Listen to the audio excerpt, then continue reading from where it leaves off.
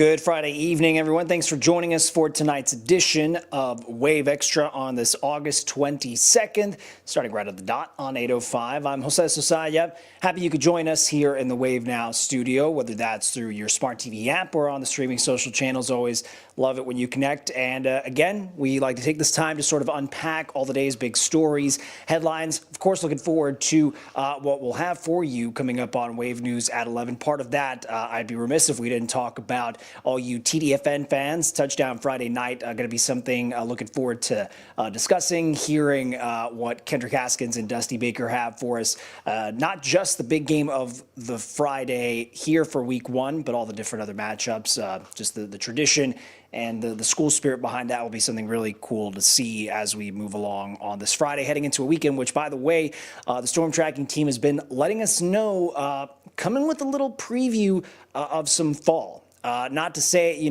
fall is closer than we think. It's coming up over the course of this next month, heading into September. But let's say it's a bit of a teaser with the temperatures we'll be talking around wave country. So something looking forward to there. Perhaps an event that would indicate that fall has arrived, of course, is Harvest Homecoming for all of you that make this a yearly tradition here in the community. No doubt you've been hearing us discuss some pretty noticeable changes, and we talked about some of those heading into the end of Thursday night, but coming into today just to get a little bit more reaction and perspective from the community in New Albany and thereabouts, what this pivot from some of what they've expected in the years past means to them. So part of that being the new security changes and things we'll remind you of and discuss if that's something on your calendar for Harvest Homecoming. We also have found out that as a big change, there will be no attractions per se as rides that guests are going to get to enjoy at this year's festival.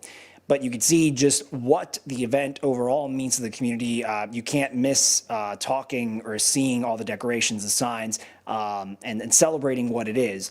But we know that part of the decision, it's sort of a reaction, not necessarily the reaction, but just taking into account what had happened last year.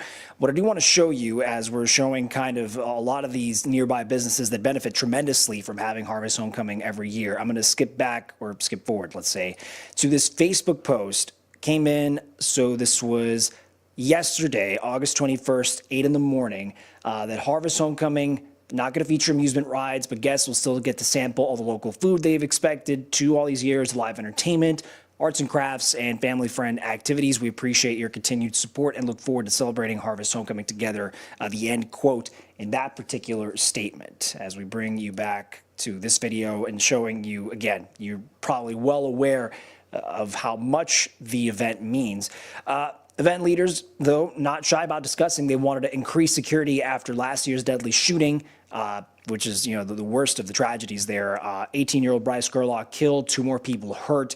We know in the aftermath, several people have been arrested in that case, some already punished with a sentence, others waiting for their respective trial. We know Harvest guests are going to notice new hours of operation, new cameras, security fences, the event team saying there's going to be better lighting and more police officers patrolling the festival. And to that end, what I want to set up for you as one of these perspectives and just what this means is a conversation our Fernando Garcia Franceschini had earlier today, going to talk to respective store owners. But there was one conversation I wanted to play the whole interaction they had. It's with a worker at the New Albany Sugar Shop. Her name is Caitlin Cahill. And, even for someone relatively young, but understanding what the Harvest Homecoming means as a greater, purpose for the community, and discussing, taking all these things into context about what happened last year. And so to put that into perspective, I wanted to play you Fernando and Caitlin Cahill's conversation in full right here. For how long have you worked here at this store? I have worked here almost 2 years. It'll be 2 in September. So you've worked here during other Harvest Homes. How has that been? They've been good. A lot of busy people and a lot of like walking and just foot traffic in general.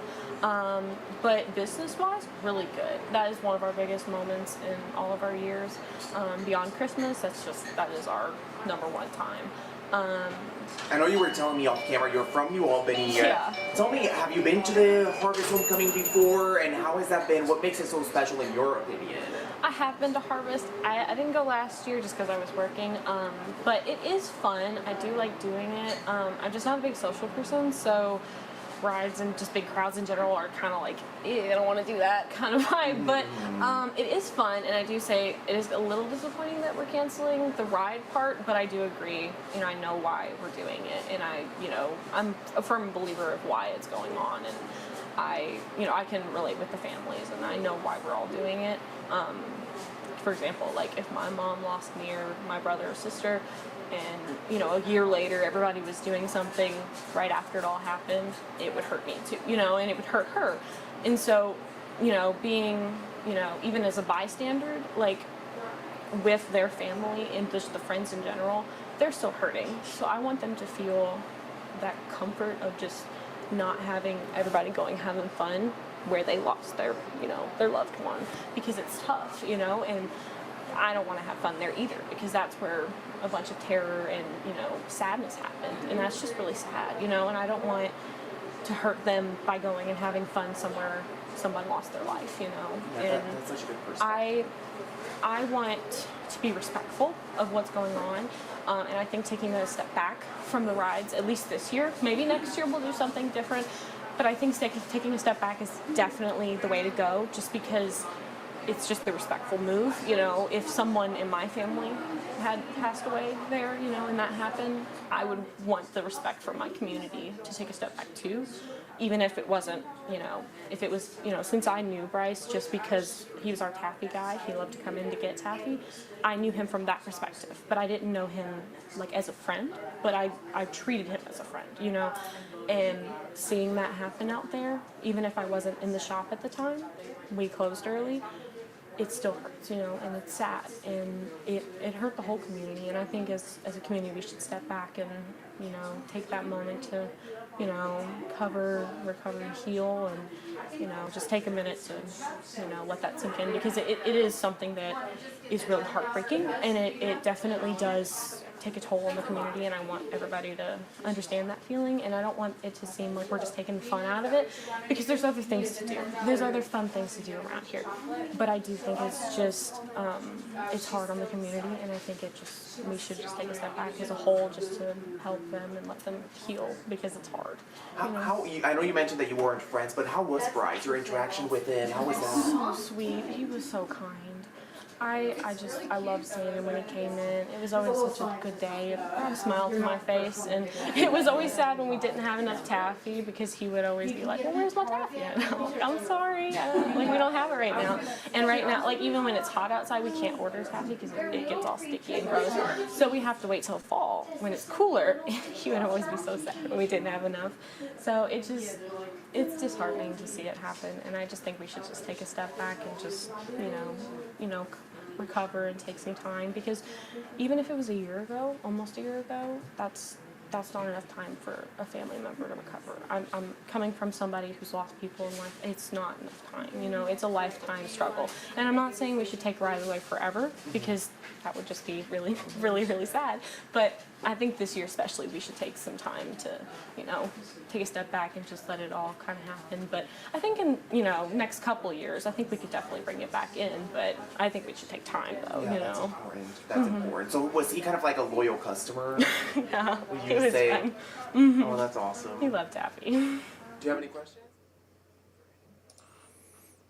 So again, what I just played you there, just some meaningful perspective there from a young member of the community in New Albany, someone who says, she would interact with Bryce Gerlach, and obviously just the wake of sadness that must still be around there, and what the decision and what happened last year might have factored into some of the executive team's choices for rides, or still incorporating things that the public can still go enjoy with Harvest Homecoming still coming up on the horizon. So something we'll definitely be keeping tabs on as the the event itself and the tradition starts.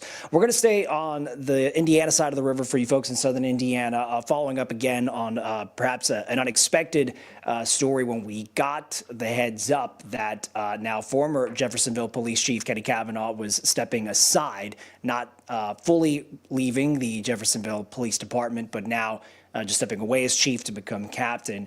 We have now got an official comment from the Jeffersonville Fraternal Order of Police, their official comment on what this pretty significant change is at the top of leadership as we pull this up.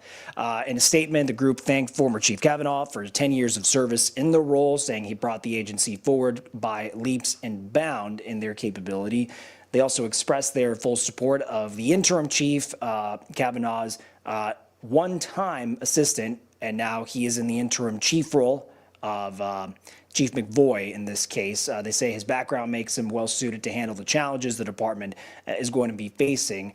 And so this is the response coming from FOP after Jeffersonville Mayor Mike Moore made the leadership change. He said it was because of the city's, quote, ongoing financial pressures. Former Chief Cavanaugh saying that the financial pressures in particular, though, revolve around uncertainty in funding that comes from Senate Bill 1 for Indiana and the fact that the department is dealing with some overtime costs. So that was something that was made as a reference by not just, the overtime cost is specific for ex-Chief Cavanaugh. Again, but he's staying on with the department as a captain while the new interim chief kind of takes over the reins there. The mayor did decline to do an on-camera interview with us on Wave, still communicating, but just not having that formal sit-down interview with us with a reporter on camera. But this is a story, of course, we're going to stay on top of as whatever happens next develops. You can find, by the way, the latest reporting we all have on our story on wave3.com, just something for you all to keep in mind there. All right, as we keep our eyes in southern Indiana, we've now learned that scientists have discovered there's a mosquito with West Nile virus in Floyd County. This was the week of August 3rd, so sometime back. But a representative with the health department in Floyd County collected a mosquito sample they say was positive for West Nile in a routine sampling check. There's no human cases identified there as of yet. Health experts and leaders say this is just a reminder if you're spending a lot of time, an extended amount of time outside, using DEET sort of spray and other repellents, protective clothing, avoiding being outside when it's at dawn or dusk. If you can avoid that to protect yourself, at least from those vulnerable times of the day or vulnerable positions where you could be at risk for West Nile virus, the protective clothing and the spray obviously doing some of the heavy lifting there. And here, this was a breaking update we got in earlier this afternoon, a sad day for the world of horse racing.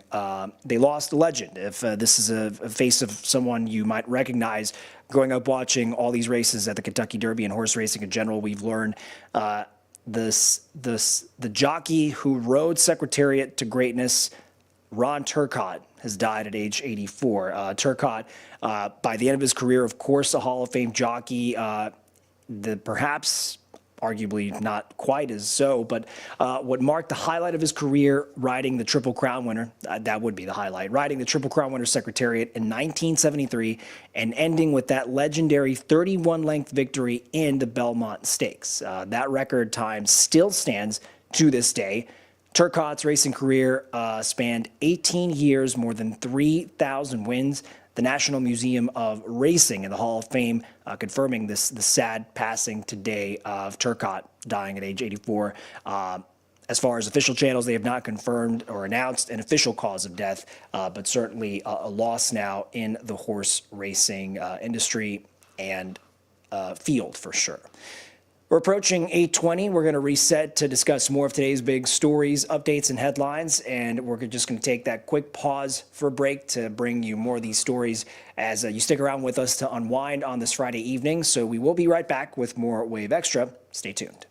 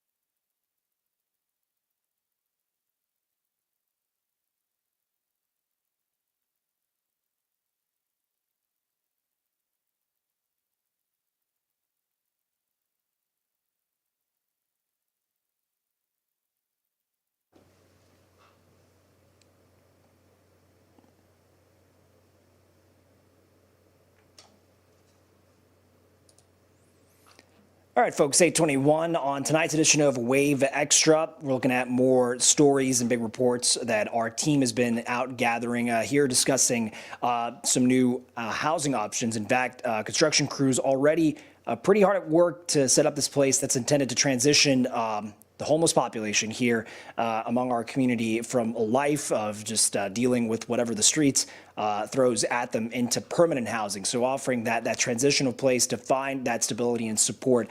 It's called the Community Care Campus, run by Volunteers for America. The group says, as this is all, gaining that momentum, they are still trying to raise $10 million to complete what they admit is a pretty ambitious project. Wave News reporter David Mattingly was able to get our first look inside this new campus, where we see what work has already started. A big idea to address homelessness in Louisville is about to take some big steps forward to becoming a reality.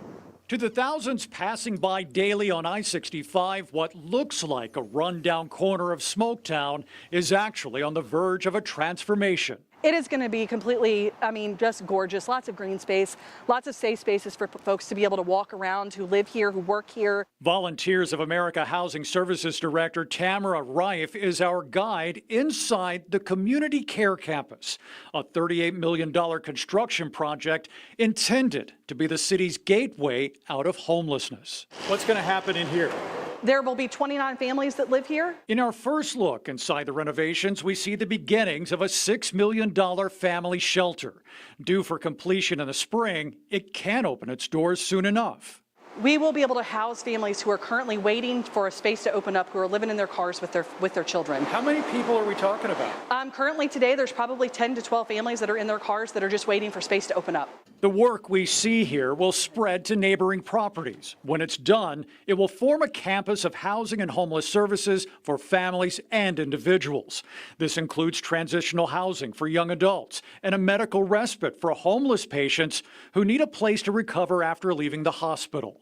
Some new construction, some giving the city's old buildings new purpose. Right now, this very much looks, feels, and smells like a basement. And if you can hear me over the sound of the fans that are going here, just try to imagine this room right now transformed into classrooms and a cafeteria for families, all intended to help them transition into permanent housing. And I'm ready for Louisville to get to the point to where we don't have homeless families on the street. And this will be the place you're confident that will happen? I think it'll take us a little while, but I'm really confident that we can get there. That's my goal. In Smoketown, David Mattingly, Wave News. So wherever they are in that process, certainly, as I always like to tell you all joining us on Wave Extra, story's not quite over there yet, because we've yet to see what comes to fruition whenever and however that funding is done to get the project off the ground. So something interesting there in Smoketown. Jumping over the river up to Indiana, and this is apparently quite a startling town hall meeting where the lieutenant governor was there in attendance for the meeting. But by the end of the night, 2 people were arrested. 1 person was actually hurt. Want to show you a bit of that video we've been able to get into our archive here. You are now. They're on TikTok.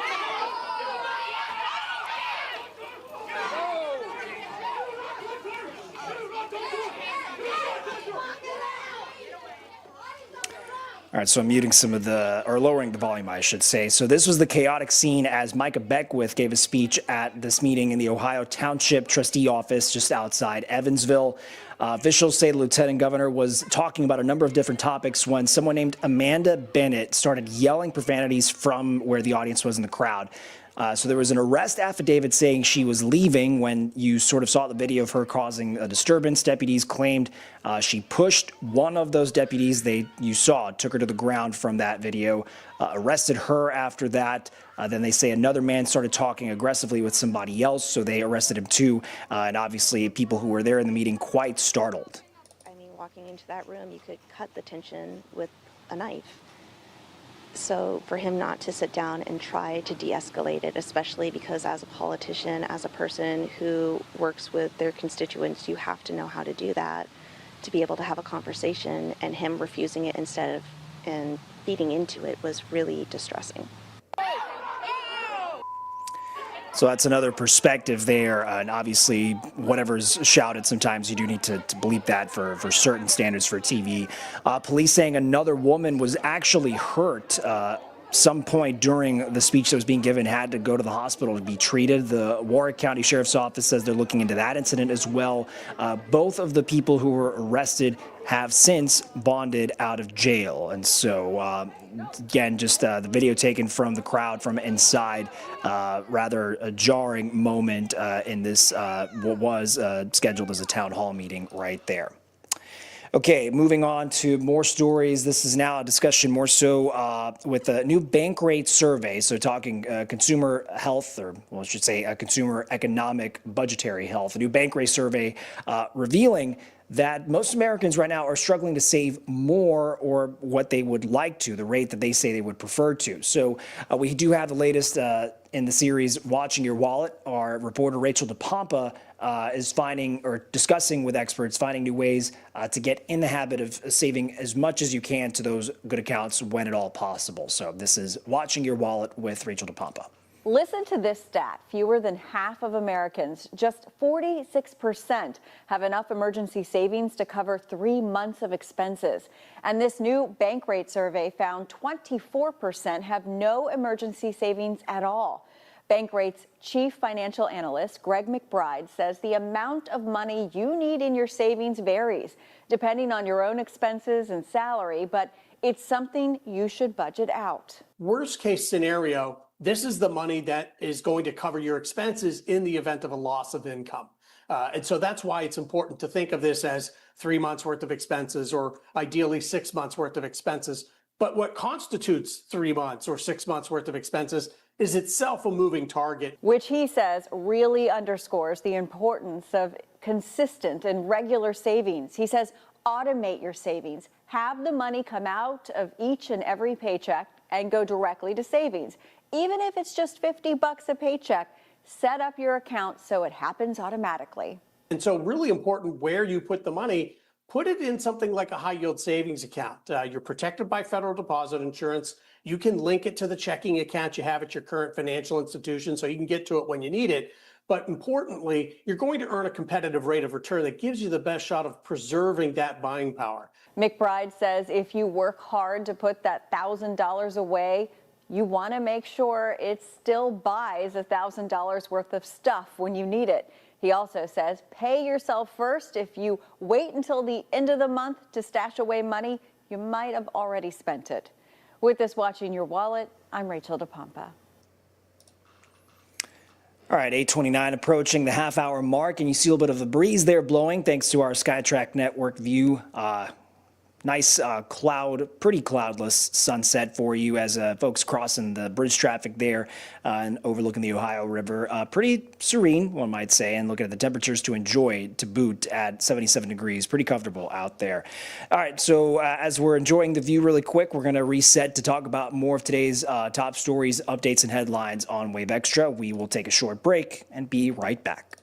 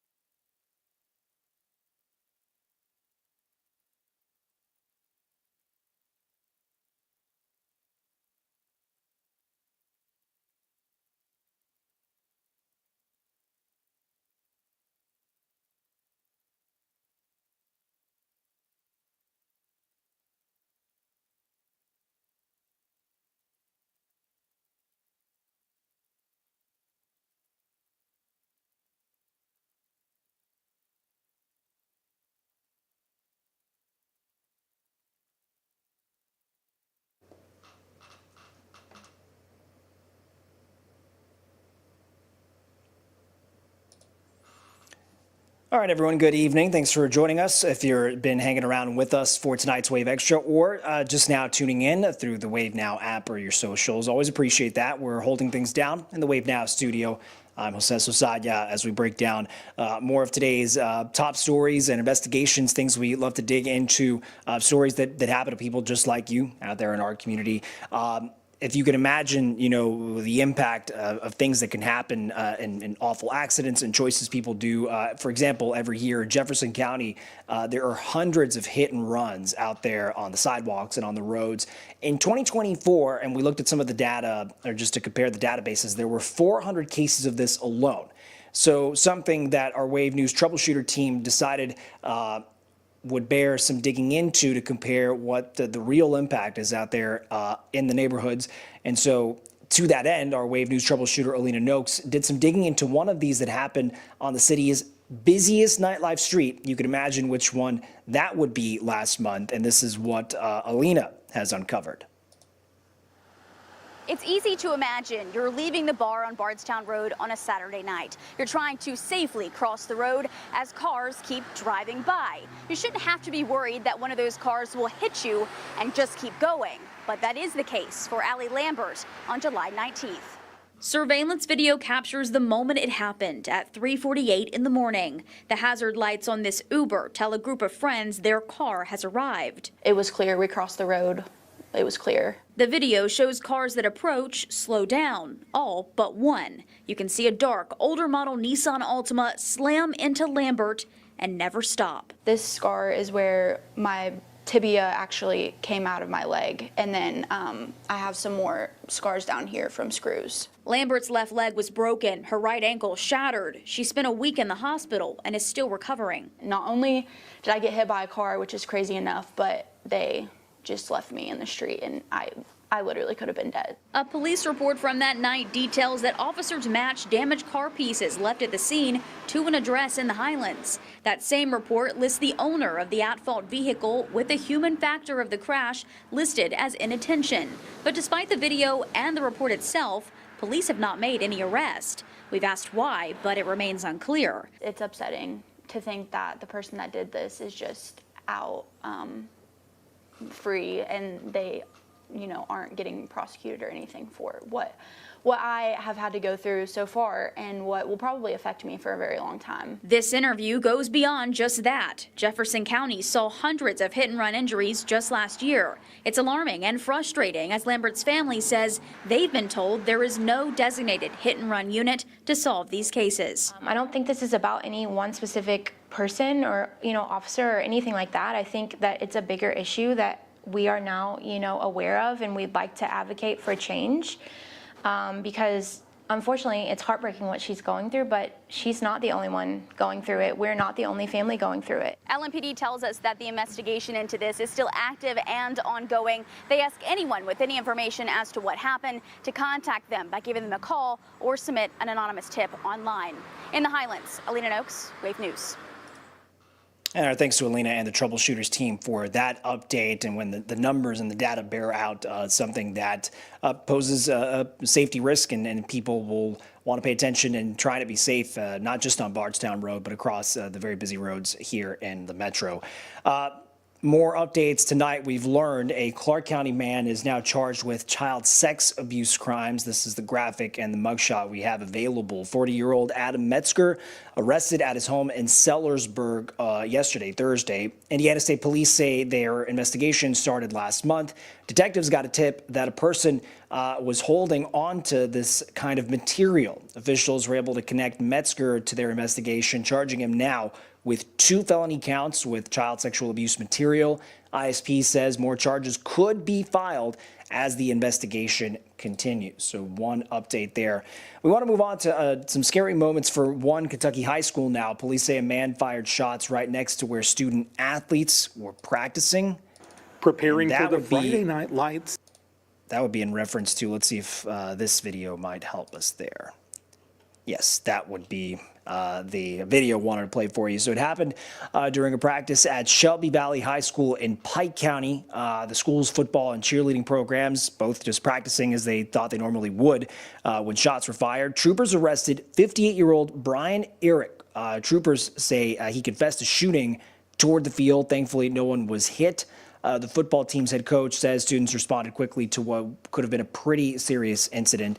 The school has increased its safety protocols on site for the football team's Big Blue and White Bowl, and that was obviously something that they did not want to have derailed by something as awful as what could have been the worst outcome.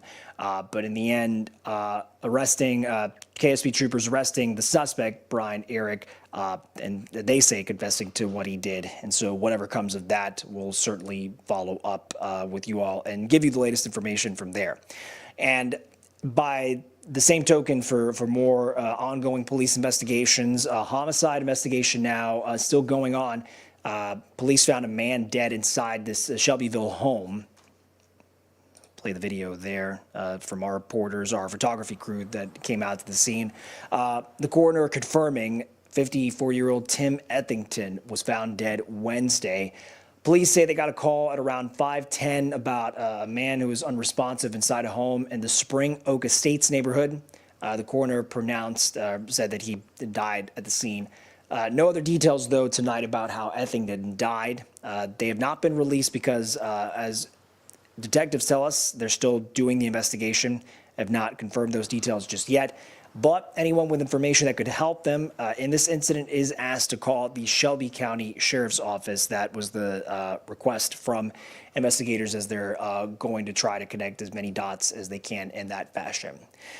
All right, 8:38, we'll reset to discuss more of today's big stories. By the way, something we'll look forward to tonight on Wave News at 11, as we'll be able to get you fresh images of one high school marching band of a pretty, significant school here in our community now trying to do the best to fundraise and collect some of the money they do for their big events because there's programs and there's rebuilding, remodeling some football fields, and as the heart of the football season starts. So just some images we'll hopefully have for you of them practicing, but now looking forward to managing throughout the rest of the season as, of course, football is starting up. Some big traffic construction changes to remind you of as we head into the weekend, and talking a little preview of football as well. So hope you stick around as we will take a quick break and be right back here on Wave Extra.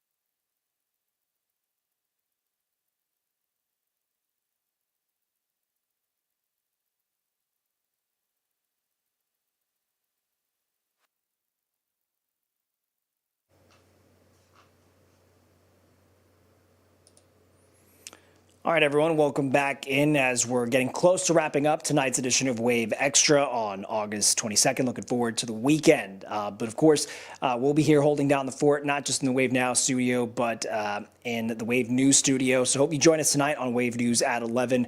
Going to have the storm tracking team talking about this weather, a bit of a taste of fall. Looking ahead, our reporting team with their hard work to get you the day's latest investigations, headlines, impactful stories across the community. And as we discuss also the start of high school football season, college football gearing up as well, the TDFN team going to be quite busy and hard at work. Kentucky high schools also, 'tis the season. Male high school's marching band, though, is hoping that you'll come see them tonight as they're trying to raise a little bit of cash given their particular situation. So maybe you know the schedule already if you're a Male fan. The football team on the road at Butler, but Male's band is performing. That was the plan, to go perform in this parking lot outside their school on Preston Highway. The reason they're doing this, the football field on campus right now, it's under construction. So not much use for anybody to be able to go out there and have fun and play music for fans.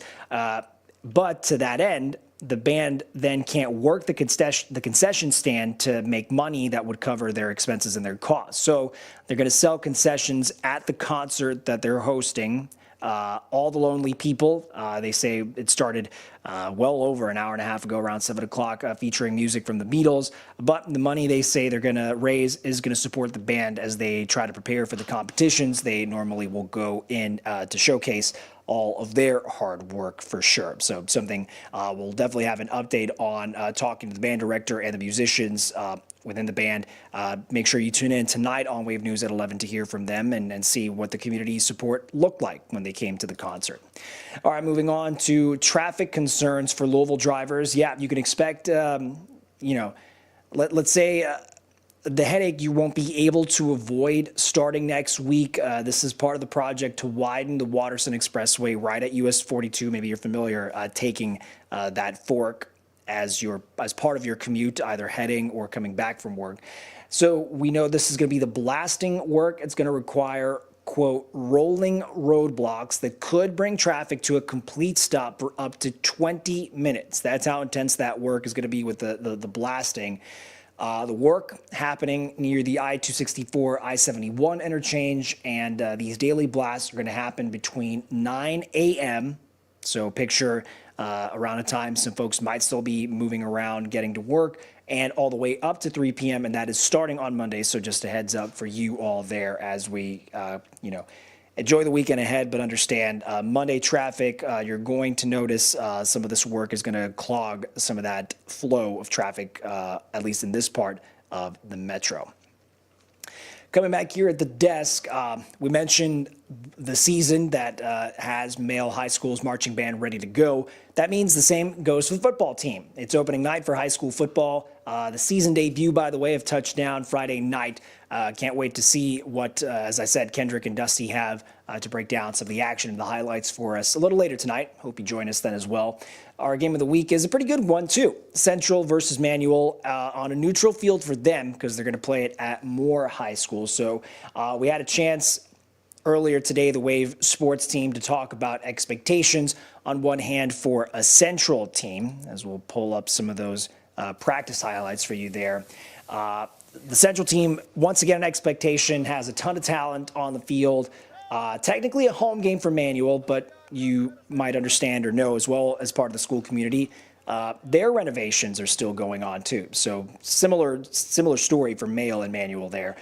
Crimson's coach Keith Eckloff telling the sports team to expect that the team field is going to be ready by September. On the subject of Coach Eckloff, did an incredible job a year ago in his first year as head coach, leading the Crimsons to a 10-2 record. This time around, he says his guys believe they have what it takes to make a deeper run, but that is starting tonight against Central. We know the team is out there, getting all those highlights and following the action quite closely. Manual won this game in pretty thrilling fashion by a touchdown a year ago. Plenty of Crimson players involved in that same game a year ago coming back, bringing back a majority of starters from a year ago as well. The two teams kicking off tonight at 7:30. By the way, let's hear what the different mix of players from Central and Manual have to say about the matchup that is starting us off on Touchdown Friday night. At the end of the day, I just want to win. Like, me and the team want to win. That's our main goal at the end of the night, just to get the dub at the night, fix all the mental mistakes. With this matchup, I think we'll really set the tone for the season to show like what we really want to do this season, what we're trying to accomplish. Central is a great team. They always are. You know, we always have a lot of fun against them, but I think us versus them, I think we should dominate. So there's one perspective. Let's see what the opposing team has to say about having gotten ready for the matchup. They have a good backfield with Caden Mack, Gary and Trainer. You know, those two guys get the offense going. With the passing game as well, with the offensive line. You know, they also have a strong defense, so it's going to be a challenge for us, but I think we can get it done. I think it's going to be a big opportunity for our team to show how much we've been working all summer. And not even just the summer, since January, since the season ended, we've been in go mode since January. So I think it'll be a big opportunity to showcase our talents. And all this is a reminder, this is just one game of 11 we're going to bring you tonight on Touchdown Friday night. I want to bring up that graphic of the schedule here for you just as a teaser there. But so you're looking at Lexington Catholic at Ballard. We discussed the previous, Mail at Butler, Pikeville at Christian Academy, Valley at Eastern, Owensboro at St. X, and I wish I had the other graphic to tell you, but I'll just list it off from here for my list. So other games in Lexington, North Hardin at Lexington Christian, KCD at Sayre, over in Indiana, New Albany at Providence, rivalry game 2, by the way, between Charleston and Silver Creek. But here you just have a part of the smorgasbord of Week 1 high school football that the TDFN team is going to have for you. A reminder, a great resource to always check in on the latest stories is going to be, for our team. See if I can mute that there, a little bit of extra sound. But yeah, in essence, the story here on wave3.com, I'm going to go back to take you to the home page, and it's updated quite often. You see getting you ready for TDFN. The big stories of the day I would like to highlight. Make sure to read this story.